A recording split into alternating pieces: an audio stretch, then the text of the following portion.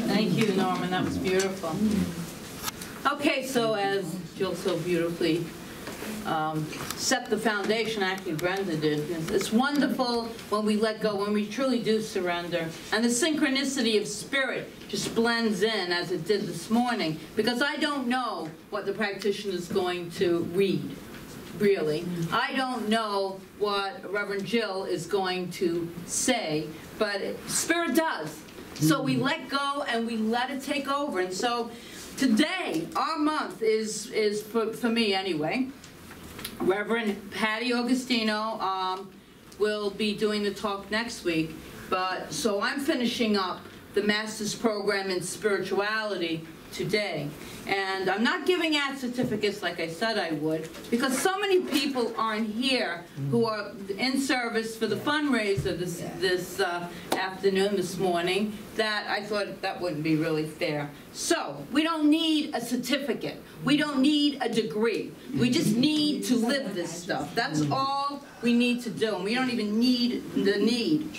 So first, was to finish it all up, adding the final ingredient to the Master's level of living, because that's what we're all moving into, getting our degree. Norman, you weren't here, but we are all, we talked the month about getting our academic degrees, while we're getting our spirituality degree, celebrating our masters in spirituality. I want a PhD, by the way. And a PhD. And second, we're going to discuss introducing to the world the 5th level of spirituality, of the evolution of consciousness. Our conscious evolution to the 5th level. What could that be? And I talked about that, I promised it 2 weeks ago, but as a brief reminder of what we are talking about, we're looking at the Master's way of living, using the Master Jesus as an example. Because if anyone lived the teachings of oneness, it was he. He truly lived this. He was a New Thought teacher. He truly was, and he was brilliant because he demonstrated it as his life. He demonstrated it. And it was all about moving into, again, the consciousness of oneness, which is the highest form of being that there could possibly be. And so it is not living from.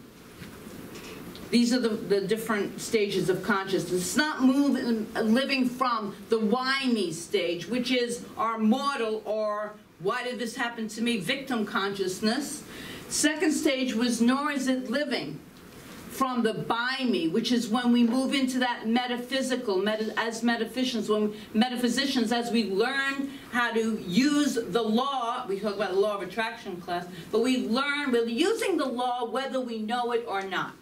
We're using it either consciously or through default. And we learn this in our first core class, the Foundations of Science of Mind class, and we learn how to use it. So it's being done by me. So we're using it, and there's nothing wrong with this, but we're using it to manifest things. It's a good thing. It's a step up from the victim consciousness. And then we have the third one, through me, or the mystic level, which is where we begin to live from. It's the Father within that doeth the work. The God within me works through me. And this is a very powerful place to be. And then we move into the 4th stage of conscious evolution, and it's a place of as me. And that's the master consciousness, where I realize and live from the realization that God walks as me, in me, through me, leads the way, makes the way easy. I am one with that infinite life of God. This is the divine source of all good. This is my divine source, no matter what the appearance looks like.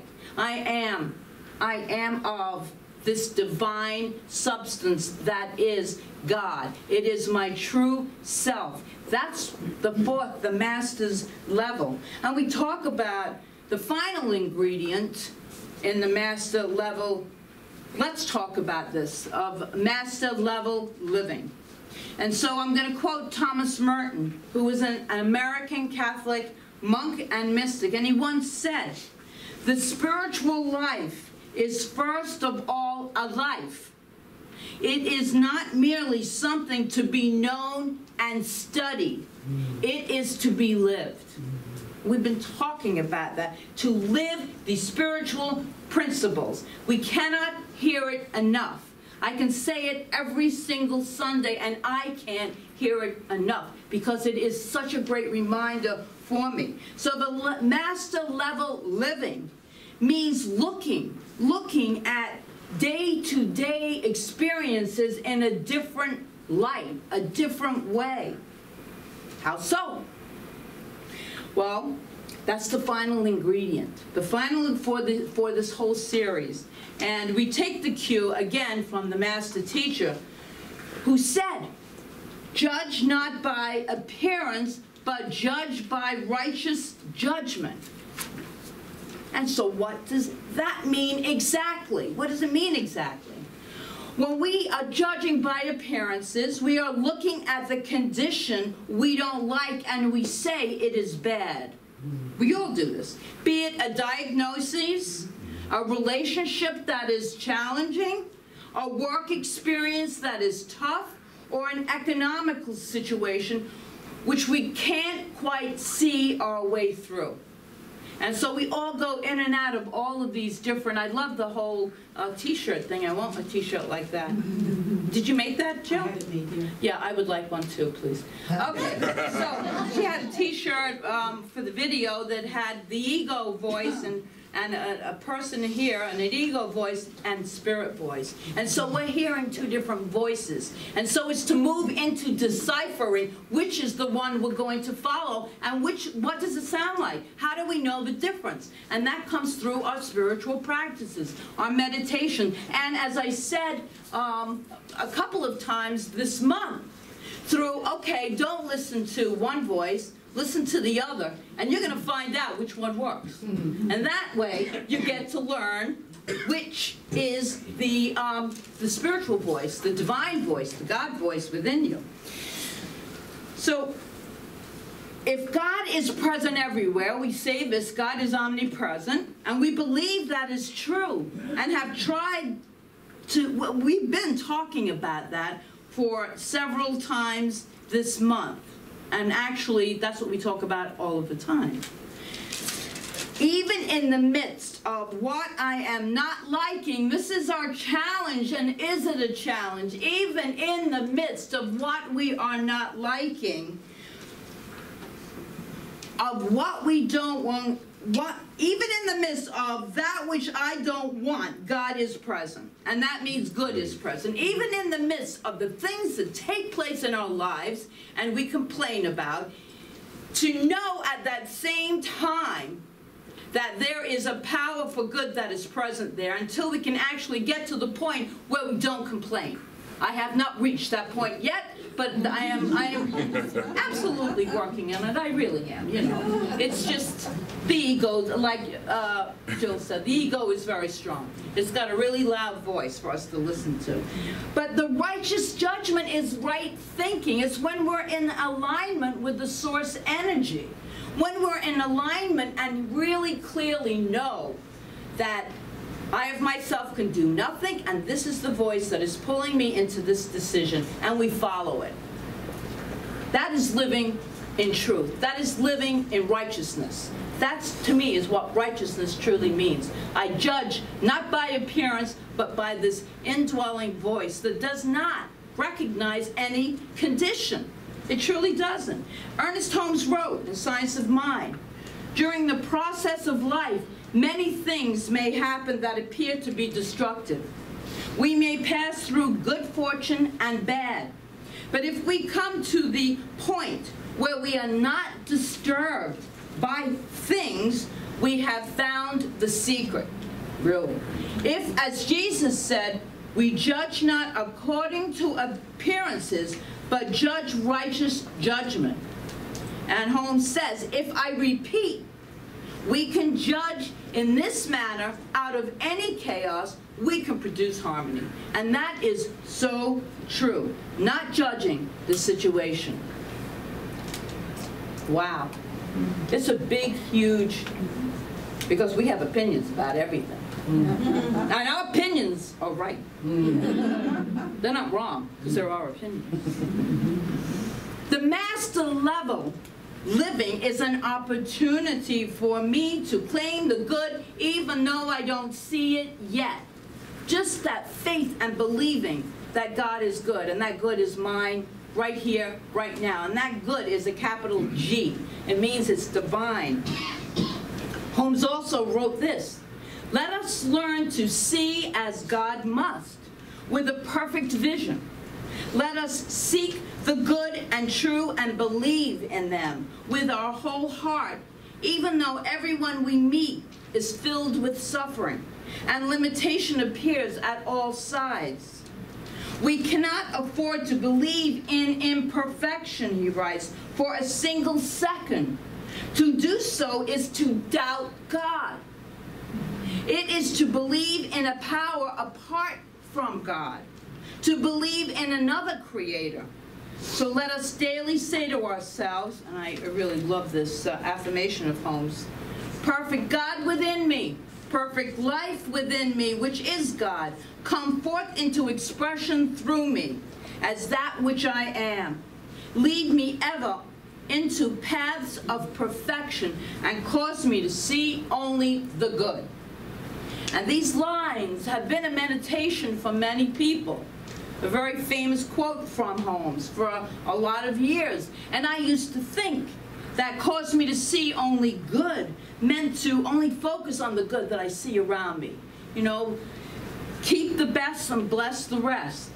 And now I believe it to mean for me to see the good even when the good doesn't look like it's there. To believe that there is a power for good that is always for me. We talk about that. That is always for me, that is always supporting me, and each and every one of us. When I say me, I mean us, one. It means that in order for me to actually experience the greater good, I must interact with everything. I see it as if it were good. It's going to happen, right? Life is going to happen. The good, the bad, the indifferent. Staying centered is the key. Believing that there is a power for good that is in operation there and here and always.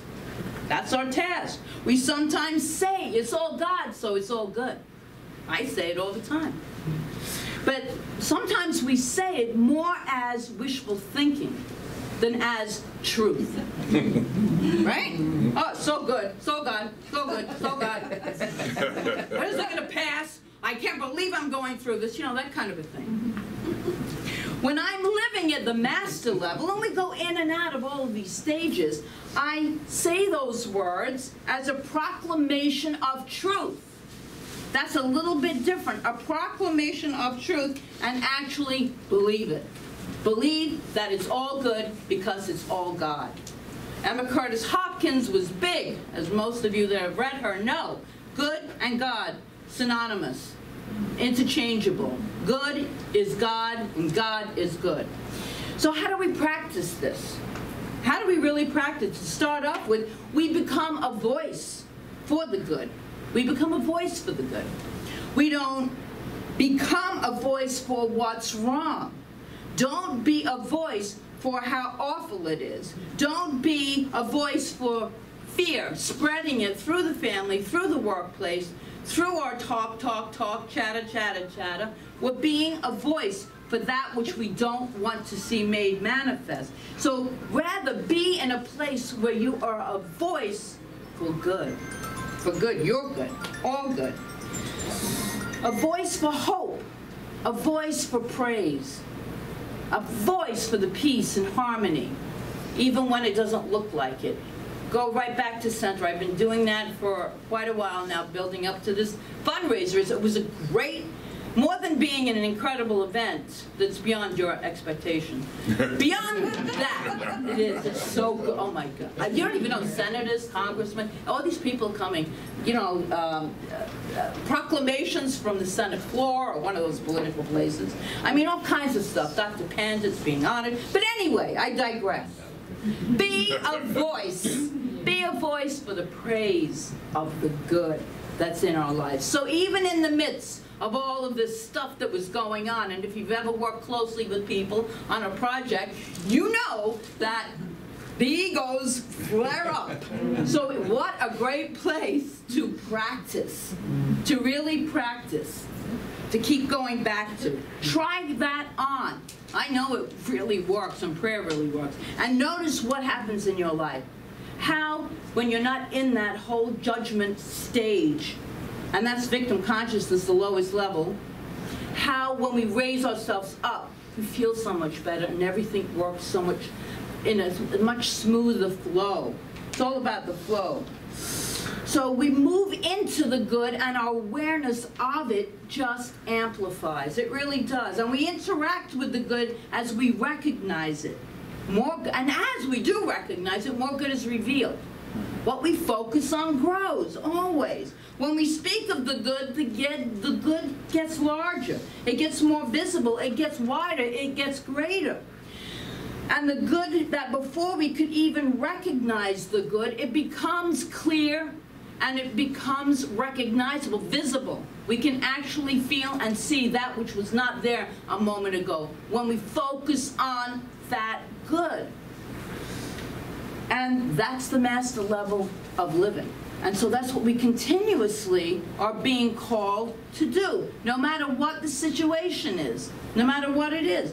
And we take this final ingredient and we combine it with all we've been discussing this month, and then we move into the fifth stage of evolution. The fifth stage of evolution. So we know the 4 stages. By now, I would think most of you have been here. Why me, through me, as me, by me. Well, that's the second one. Okay, so we'll do it again. Why me, by me, through me, and as me. Now we're going to move into, we thought that was it. That's the end of it. But it isn't. There's another one. There's another stage of conscious evolution, and it is beyond me. And it doesn't mean beyond me like I really don't understand it, beyond me. It means beyond me as it is more than me. It is more than I can never imagine. It is when we allow God's good to manifest in our life and allow it to outpicture that which we could never even hold in our own thinking. That's the beyond me part. It's the messenger stage. The messenger, one who chooses not to keep their brilliance, their gifts, and their insights and spiritual depth and wisdom, their abundance and their love to themselves. We give it away. We must give it away in order to receive it.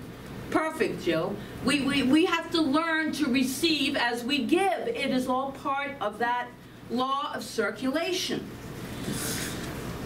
Desires in a completely and totally unselfish, conditional way to give that kind of love and service to the world. And when I think of that, I think of Mother Teresa and the Dalai Lama. These are people that lived what I'm talking about, beyond. They went out not thinking. They were giving, well, not thinking about keeping even spiritual understanding to themselves, but how can I be of service to this planet, to people, to animals, to whatever it is, to this planet, to Mother Earth? How can I be in serva? And serva is sacred service. Give it away. To be in service is one of the greatest gifts we can give ourselves.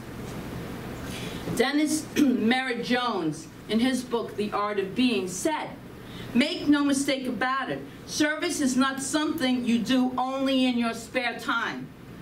Every person in your life is there as an opportunity for you to remember why you have come to earth.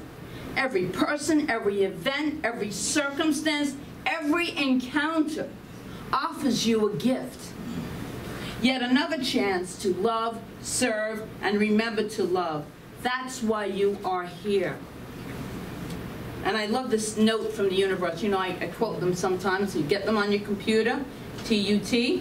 Yes? Raise your hand if you get them. What is it? Notes from the universe. Well, this one came last week, where it said, so this is on the computer, I love them. "It's no accident that when you look closely into the eyes of another, the very first thing you see is yourself. That when you hold their hand, you can feel your own warmth. And that when you give of yourself, you give to yourself. Because quite simply, both you and they are me. So let's get started. And then he always signs it off, the universe. So let's get started, recognizing truly that we are all one. To truly begin living our spirituality. And it dawned on me yesterday, because I've been saying this all year, actually, started in January. We're here to put the reality into spirituality. And the reality is a small r. And then I thought, just the other day, no, we're here to put the spirituality into reality, our reality, not the other way around. Not to put the reality into spirituality, but to actually live these spiritual truths in our lives, That's what we're here to do if we so choose. And to remember, we forget, we're having a human experience. That's perfectly fine, that's the way it is. We're going to get caught up in the situations, the conditions. We are. But it's to remember there is something beyond this that is the absolute truth. Because that thing that is beyond this condition is changeless. And it is always there to support me, no matter what is going on, no matter what another person does, no matter what the situation and condition is. It's a small shift to put the spirituality into reality, but it's a major, powerful shift, I think. So now is the time for us to move into that fifth stage of conscious evolution by giving of ourselves, wherever we see it, wherever we can, to be the love that we speak about.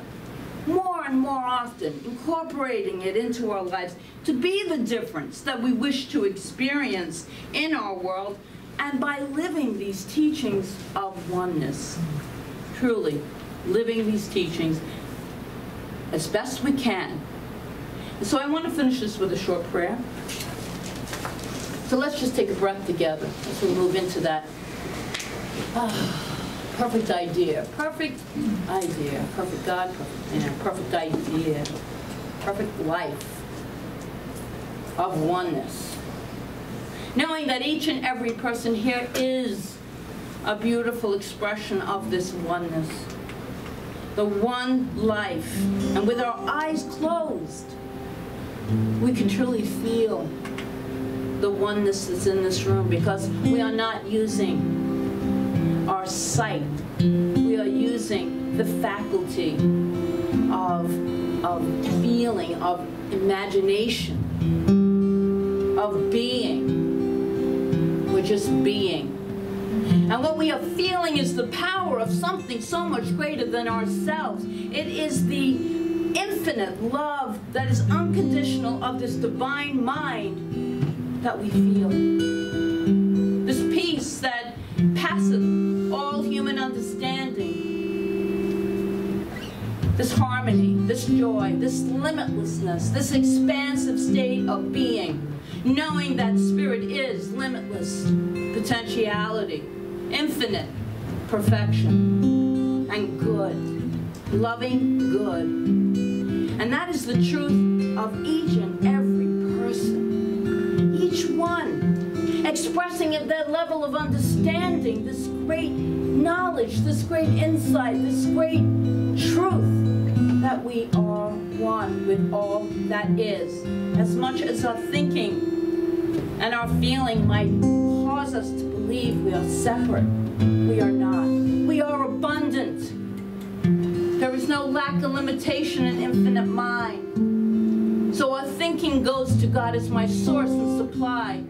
No dependent on a relationship for love. Knowing that unconditional love is present within me all of the time.